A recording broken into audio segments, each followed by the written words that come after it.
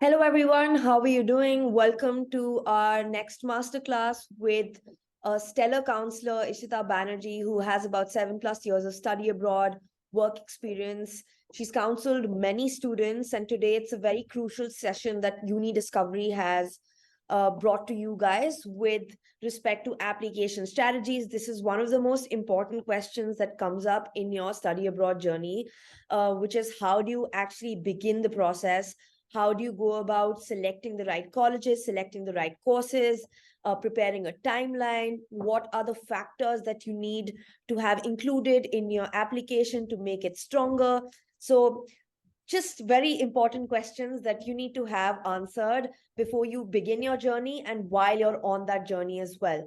So we have Ishita, who's now going to be taking over and taking you through everything. So please get your pen and paper ready so that you can be taking some good notes, and then we'll leave some space to take forward with next steps. So Ishita, the floor is yours. Thank you, Ananya. And yes, you did, raise talk about something which is very critical as to not only while we are planning, how to stay focused while we are, doing the entire process. Because, many a times I see that the process becomes, if in case someone just doesn't know exactly how to follow it through, they kind of lose their motivation. It's very easy to lose your motivation when you are working towards something like study abroad. So yes, I'm really happy that you've given me this opportunity to do this webinar. And I don't want to take too much time, and I'll just jump right in. So application strategies, when we are talking about the international admissions, the most complicated ones are actually the US universities and colleges. So somehow my focus today in this webinar is going to be primarily how to ace yourself up for that kind of the admission strategy, so that once you ace that, it's pretty much all right and you'll be able to apply anywhere else. So yes, to study abroad has become a dream now, and a lot of students are going abroad, whether to the US, Canada, Australia, UK. Those are the traditional countries that people go to, students like going to. Nowadays, recently, there is definitely Netherlands, which is coming up in a very big way. And also Ireland. I really encourage a lot of students to look at Ireland as well, because that's also an up and coming area for studying abroad. Now, what we're going to talk about in our webinar today, the agenda would be, firstly, why study abroad? Why is there the need, or why is there that aspiration that students have that they want to go and study abroad? When is the right time to start planning? I get this question a zillion times when I'm working with students and parents. They perhaps sometimes they come to me as late as grade beginning of 12th and say, okay, when can we start planning? By which time it's pretty much late. So very important to understand that timeline. Then what do colleges look for you in your application? Because US, wherever you go, those applications are read in a way that is very different from the ones we are used to when we are applying to Indian universities. In fact, Indian universities are not even as, doesn't even get close to what US or the other countries look for. However, I will not take away the credit from universities like the Ashoka and Kriya, who are the liberal arts universities, who are looking into very holistic kind of application work. Then another important thing is profile building. What are the timelines? What are the extracurriculars? The essays, which form a very crucial piece in the puzzle. How do you research about colleges? What are the college selection strategies, the shortlisting of colleges, and filling up the Common App which is the US application portal. Now, coming to again, why study abroad? Well, mostly what happens is in the US and other countries, there are diverse programs. Now, particularly most of these universities follow the liberal education ideas, and colleges offer unique academic content. So that is what fosters, a culture of learning amongst the student, and it embraces more of an intellectual inquiry and discovery. So it is not like, just doing a particular honor, you decide that this is what I want to do. What you can really get from here is that students don't really need to commit to a particular major, in their, when they are taking entry at the entry level. So you get to choose your subjects, and you will be able to, you get about a year, by the end of the second year is when you actually commit to your major. So this is what gives a lot of flexibility to students who soon after school are still confused as to what is the line that they want to pursue, what is the career that they want to pursue. And magic can happen in these 2 years when they are dabbling with various subjects. So this is what studying abroad really enables you to do. You are able to explore subjects, and then decide as to, yes, this is what resonates with me the most, and this is where I want to have a career. Again, the campus infrastructure, international colleges have, the libraries, the laboratory facilities, the clubs and organizations. While they look for a student with a holistic background, they are also giving the opportunity to students to continue to develop themselves throughout the 4 years of college. So it's not just the academic rigor of the college that you have to undergo. There are clubs and organizations that colleges expect you to join, so that you are able to explore other facets of your personality. Also, they encourage you to participate in community work, because that is something which is very, very crucial for any college, and that's what they really look for. We talk about a global perspective. So honestly, studying abroad, the way it sets you apart from your peer is that it expands your opportunities, and it gives you a global exposure, right? So the internship, the research experience, that is what enables students to demand higher salaries. So this is a major attraction for students who want to study abroad. Now, again, when you're in a campus of 2,000, 3,000 students, they come from diverse backgrounds, they come from various countries, they bring their uniqueness, and you make friends, you understand their culture, you share your culture that you get to the campus. And it's a lot of lovely mix of intellectual ideas. So it's a diverse range of people, and that's what really helps you to build your personality. And of course, personal development is very, very important.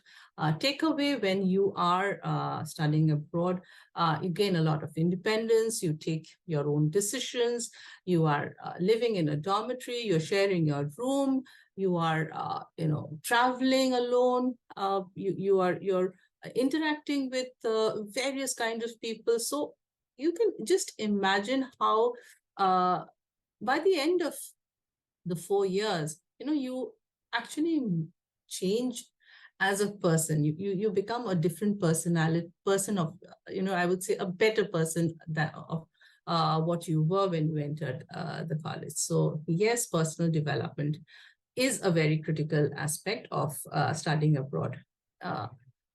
However, one can go on. These were the top 5 that really came to my mind. But of course, there are a whole lot of other aspects as well. Now coming to some of the popular courses and the countries that students choose. Singapore, again, is pretty much for business, engineering, and design. US is engineering, science, liberal arts. UK, again, business, humanities, psychology. Canada is business, psychology, computer, IT. Australia is very finance heavy, finance, commerce, business. Germany is biosciences and engineering. Netherlands, again, is humanities and business. Ireland is business analytics, finance, pharmaceuticals. Again, New Zealand is business and agriculture. So when we are thinking of the kind of career trajectory that you want, it's important to understand, are we going to the right country? That is also very, very important. So this is primarily a data set that we have when we talk to students, and we understand from there where they went and why they went. So after we've done, so these are the popular courses and the country that offers these. Now, again, something which is very, very critical is when should you start planning? When, ideally, I would say when you are in your grade 9, that's actually a good time to start thinking as to where you want to study.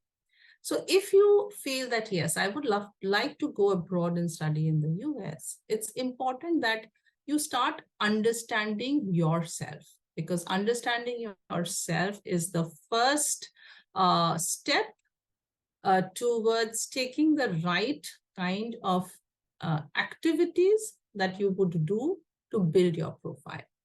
Now, suppose you're in grade 9 and you feel that you need to develop your leadership skills, and for that you want to take up some position in MUN, and you do that for maybe the first quarter of your junior high school, and you realize that no, MUN is not for me. So at least you have the time in hand to pivot, rather than wasting your time and thinking that, oh no, this is something I want to continue doing, I have to do it because for paucity of time. You would much rather choose something else at that point in time, which will enable you to explore your leadership skills. So it could be through debates, it could be through student council, any of those things. So starting early will definitely help. Now, community service is an aspect that colleges definitely look for in students, and it is your commitment to your community, what you want to do, what affects you the most. Unfortunately, I do come across students when I ask them, what affects the most to you? And there are students who tell me nothing. Now, that is something which will not work. So it is important to find and figure out from an early stage what matters to you. What is it around you that you want to change? No one is asking you to make earth-shattering changes, but it's just that your effort, the time that you put in doing and building and helping your community goes a long way in telling the admission officers and counselors that this is what matters to me, and this is how I can push myself and push my limits to do something that I really want to do. So grade 9 is a good time to think of what community service you want to do. Now, if you want to get into a business, if you want to get into engineering, are you innovative? Do you think you can make something? You can create something. So starting then, it gives you enough 4 years to slowly and steadily build up those blocks, and which will finally enable you to create your own story. Because here, every student has to tell a story. And you can tell your story not through your academics, but through the gamut of work that you do in your school life. Now, 10th definitely is a very crucial year for students, and so is 12th. Now, a lot of work will not get done in 10th and 12th. Hence, you have your 9th to start, 10th to do a little, 11th to leverage that, see where you are and kind of accelerate that. 12th is when you consolidate it. So this is, you do it in a very systematic manner, and definitely we at Unit Discovery help students to understand their passion and what they should be doing so that they can create their own story. Another very important thing that students, I would like each one of you to do is read. Reading is something that is critical and very, very important for you to develop not only just your vocabulary, your awareness, but it will help you to even in your communication. So there are some colleges who just tell you that, okay, list 10 books that you have read in the recent past, or read or what are the books apart from your academics that you read and you like. So this is what they see, this is what they want to see and understand your personality. So I would say that please to all the students, read. Now, again, 5 Ps of the selection process is how we call it. Performance, program, potential, participation, and personality. Now, personality bit I have already covered in my previous slide when I'm talking about the profile building, because once you do the right kind of activities, you develop a personality, and they want to see, colleges want to see whether your personality is a fit for the kind of college student, the students that they have. Performance, when I say performance, I mean your grades. While colleges look for holistic, profiles, we cannot take away from the fact that studies are extremely important, and so are your grades. So your grades need to be the top of the pie. Push yourself. Take your classes. Take your high level classes if you're doing IB. If you're taking up commerce, don't take applied math, because that might be a bit of a dampener when you're looking for admissions abroad, because applied math is not considered to be a rigorous subject. So they are going to gauge your performance through the kind of rigor that you have done through your throughout your high school. So grade 9 to grade 12.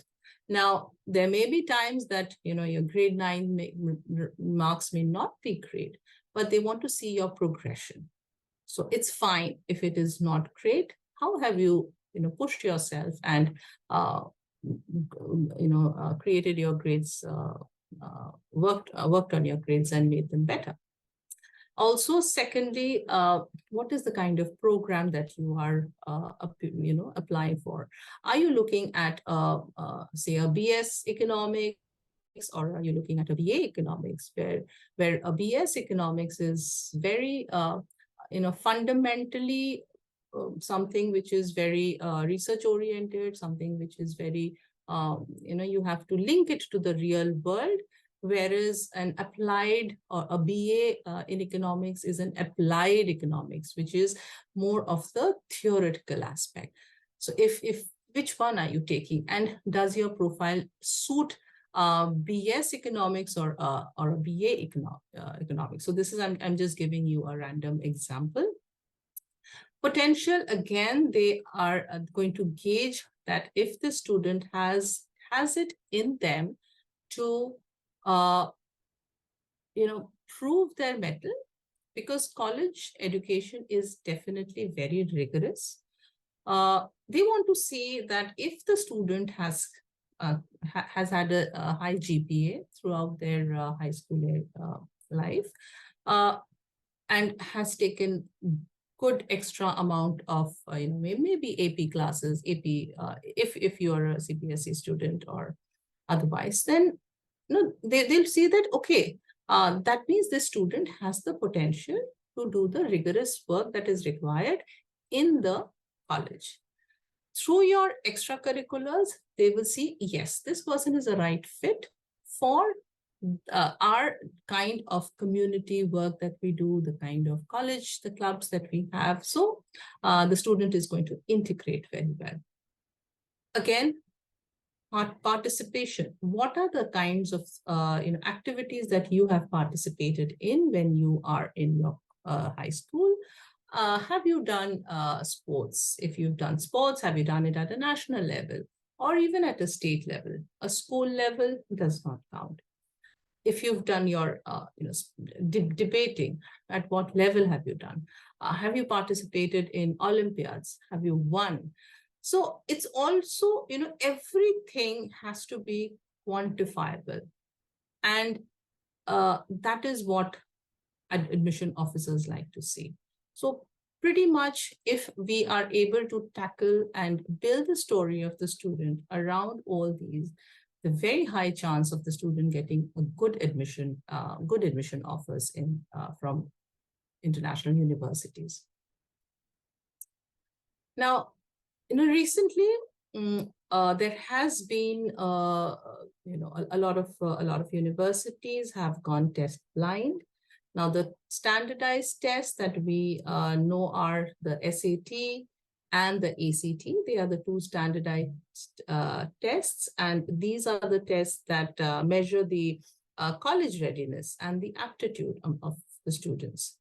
Now, though the colleges are saying that they are test blind, but this is a data point. This is a matrix that colleges have with them, because they are, students from all around the world are applying to them. So why they're standardized? Because every country has a different kind of state board, has a national board. So how is it that, how can they pinpoint as to whether this student is better than the other student, right?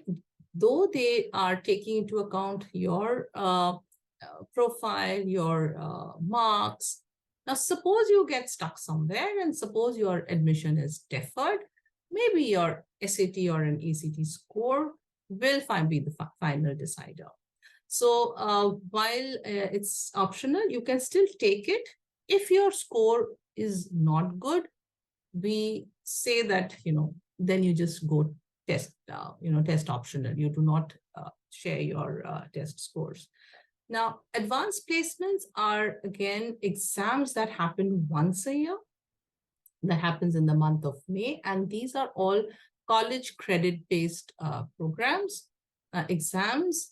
And if you manage to take about 3 or 4 of these APs and you get good, score, maybe 5 up, you are able to skip a few of the colleges, the courses that colleges offer, sometimes to the extent that students can save on a semester.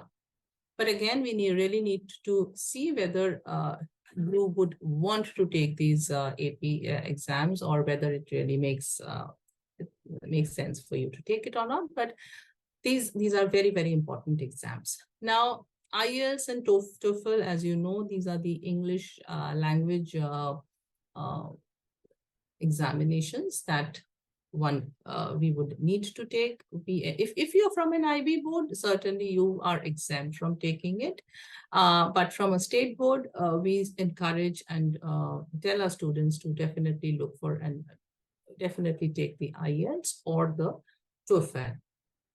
So these pretty much are the standardized tests. And the good thing about the international admissions is that these are not competitive exams. They're not like the JEE exam or the NEET exam that you have to give in India to get into engineering or medicine. So these are just aptitude test examinations. So coming to the application portals, the US has two main application portals. One is the Common App, and the other is the Coalition for College. The Common App is the oldest one, and normally students go through Common App because your chances of finding your college in Common App is very high. However, the application, the portal is pretty much the same, and they ask for your demographic profile, your personal details, your test scores, your activities, essays, and your choices. Here, the important aspect that I would like to touch upon are the two things, which are the activities and the essays. Common App has, under Common App, you have to list 10 activities, and in order of preference is what is preferred. That means your main activity goes on the top, and your Coalition app asks for 8 activities. Now, while their apps are asking for 10 or 8 activities, it's not necessary that you need to do all 10. What applications, what admission officers want to see is the depth of depth in those activities. So if you have started with something in grade 9 and you have continued with that for the next 4 years, that is much better than jumping from one activity to another activity, thinking that I just need to tick the boxes. That is not advisable. So it is hence very important that when we start early, we are able to weave those activities in a very logical fashion. The next aspect that is very important are the essays that we need to write. The students need to write during their application process. Now, the essays really are the missing link, and they are the ones which can either get you admitted or not at all. I've seen many students who's had great profiles, but have not written and communicated and made mistakes when they are writing their essays. So do watch out. And okay, Ananya, can we do it again? Absolutely. We'll just because I kind of lost the flow. Yeah, I get the flow. that. Yeah. No problem. All good. We can, please take your time. You can just cut that off. I'll edit this part. No problem. Yeah, I just edit that. Okay. All right. Okay. So the next aspect that we really need to talk about are the essays. While you've done your activities, you have got good scores. If you're not able to write the essay and kind of communicate to the admission officers as to who you are, then you are absolutely not going to be able to get an admission. It's very difficult, because when through your marks, the admission officers are able to see how you are in terms of a student, whether you have the potential or if you're able to take the rigor. But essays are your opportunities to communicate the authentic side of who you are as a person, as a student. So the prompts are there, and you will need to pick one of the prompts and then write an essay of 650 words. So that is something which are the topics are pretty much the same in the Coalition app and as well as the Common app. Now, also essays, apart from this, every college requires essays. And those essays are on the lines of, why us? Why are you choosing, say, a University of Maryland? And you will need to be able to articulate it through your essays and convince the admission officer that you have researched about the college well enough and hence are able to communicate to them as to why you are choosing that particular college. So essays are a critical aspect of this entire jigsaw puzzle, and done well, written well, you don't really need to write flowery language. It is not an essay competition. That's what children kind of make mistakes. No, but you just have to write it well. Now, a well-written essay is something which is a treat when it is read. So that is the treat that you have to give to the admission officers. Now, there are certain do's and don'ts. I'll talk about the don'ts when you are thinking of the essay that you have to write. Just don't feel that, I have done so many activities that it is in my essay that I have to talk about my accomplishments. No, that becomes very boastful. You don't need to do that. If you want to talk about your accomplishments, for that you get a CV, you have your space. So there are sections for that which you can fill up. So in your essay, you do not have to write about your accomplishments. They don't want to know that. Now, also, don't try to put too many themes into an essay. When I say themes, it is like, okay, I want to talk about my grandfather, and then from my grandfather I jump into a loss in a family business, and from there I go to losing in a basketball match, and then from there I try to talk about something else. So this becomes like a potpourri of things. This is not what they look for. So don't think of one theme and try to weave the essay on those particular lines. Now, also, again, don't try to think as to what they are going to like, what the college officers are going to, admission officers are going to like to listen or like to read. There is no such thing. They will read what you give it to them. And, admission officers take less than, I guess, 8 minutes to read through an application. Now, if your essay doesn't have a good hook line, your AO is not going to really go through the essay in that particular sense, thinking that, okay, this student, let me see, who is this person? What is, you have to ignite that curiosity through your essay when the admission officer is going through it. Do not write your essay at the last minute. Do not think that you are going to be using your some sort of skills, and you kind of be able to churn out the essay at the last minute. Please don't do that. It's going to fall flat, because you need to not just make a draft. You have to read your draft, you have to get it read, you have to edit it, and believe me, it takes time. So essays are something that you need to start earlier in your in the application year, and then it's a smooth journey. Also, don't write about cliched or common subjects like, I lost a football match and how I won, and how I kind of thought it was going to really break me, but I kind of made my team win, and hence that's my story. So pretty cliched common subjects. So we are able to tell you exactly whether these are subjects which should be written or not written.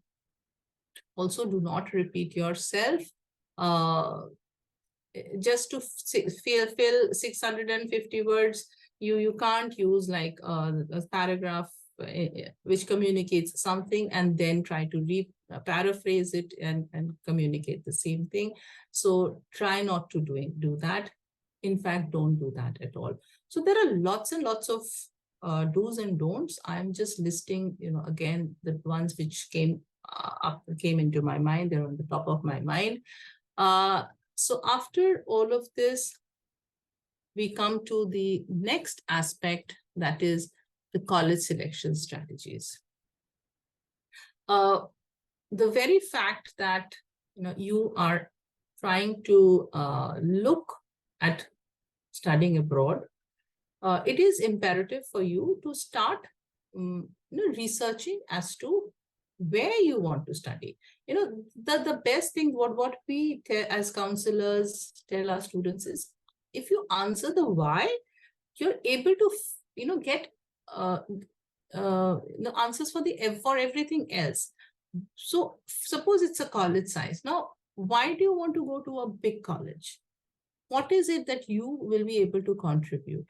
So if you feel that no, the college size doesn't matter to me, it's fine. But if you feel that no, I want to go to a small college where I can be a big fish in a small pond. So that is something, that's a choice that you want to make. Again, when you're researching about the college, you will understand, whether what are the research facilities that the college offers, what is the faculty student ratio. Do you think you're going to get lost? Also, very important here again is to understand your personality. Are you an extroverted person or an introverted person? Do you like working in groups? Do you like working solo? Do you like research? Are you a thinker? Are you a feeler? So those kind of things really help in understanding whether you are a right fit for that particular college, and the college is a right fit for you or not.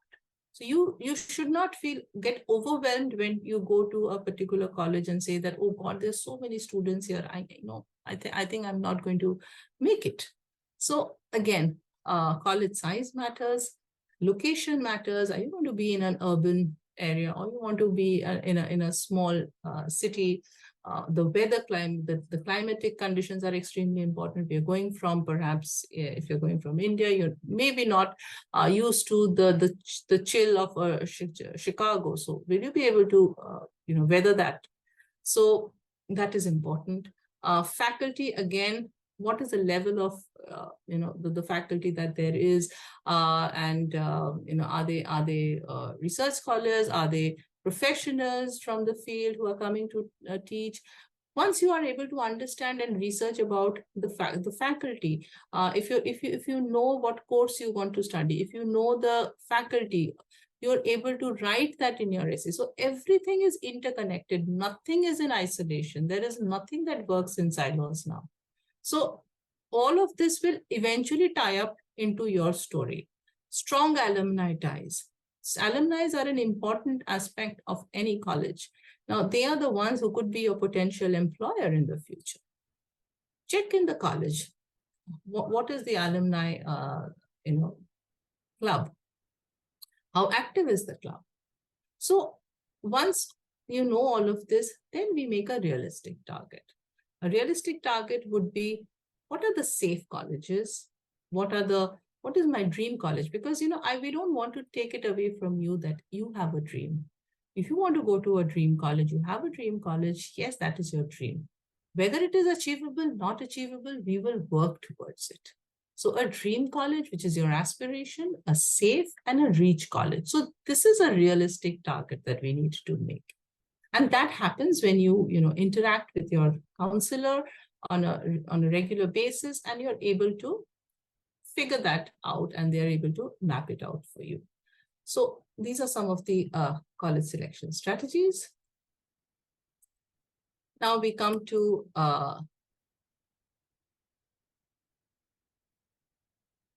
the types of applications in the US.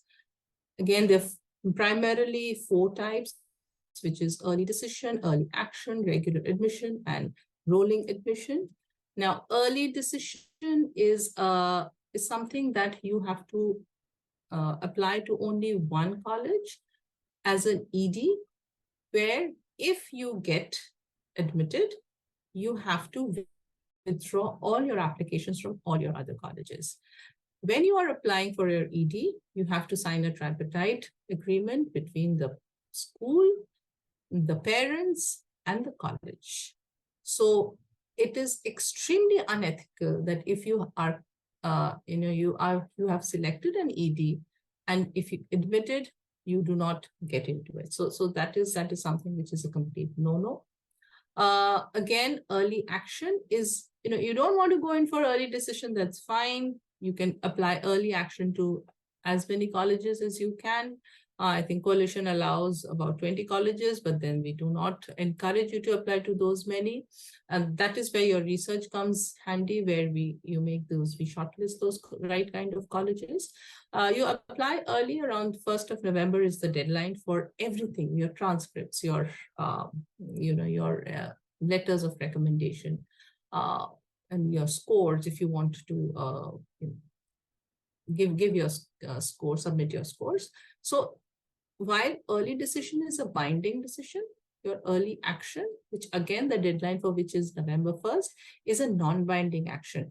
The only advantage for early action is that you get to know your decision, get to know the decision by mid-December. Around 15th of December, you are told that, okay, you have been admitted, or you have been deferred. So there are a couple of things. Either you're admitted, or you're deferred, or you're rejected. So if you're deferred, then it goes into the regular decision pool of applicants. The regular decision deadline is 1st of January for most of the colleges. And there are some colleges which have a rolling admission where we normally don't go in for those rolling admissions. But suppose you decide that, okay, I want to go in for maybe the spring session, and not the fall session, which is the September session. So the intake. So they have two main intakes. One is the September intake, and one is the spring intake, which is the January. So if you want to go in for that, you want to make a last minute decision, then we'll have to look for those rolling admissions. But typically we don't. Again, these are all non-binding. So everything else is non-binding except for the early decision. So I think we have pretty much covered as to when you are thinking of studying abroad, what are the aspects that you really need to work towards: your profile, your college research, your essays, and then the application. So I guess this pretty much sums up the entire process. Yes. Yes, it's been very comprehensive, and I'm sure people have taken notes. If not, we'll have this as a recording up, so a lot of people will be able to see the different points that you shared across the entire gamut of the college application system. As next steps, of course, if anyone has any questions, we'd be happy to take them up and prepare an FAQ and answer them later on. Ishita is obviously available, so if you do need to connect with her personally for a personalized one-on-one strategy, please write to us. You have our details here. You'll have them with you after the call as well, where you can reach out and we'll make those connections so you can take it forward for your own personal college or course or any other question that you have regarding your application. So that brings us to the end. Hopefully this has been fruitful for everyone listening in, and we'll chat with everyone soon. Thank you, Ishita, for your time as well.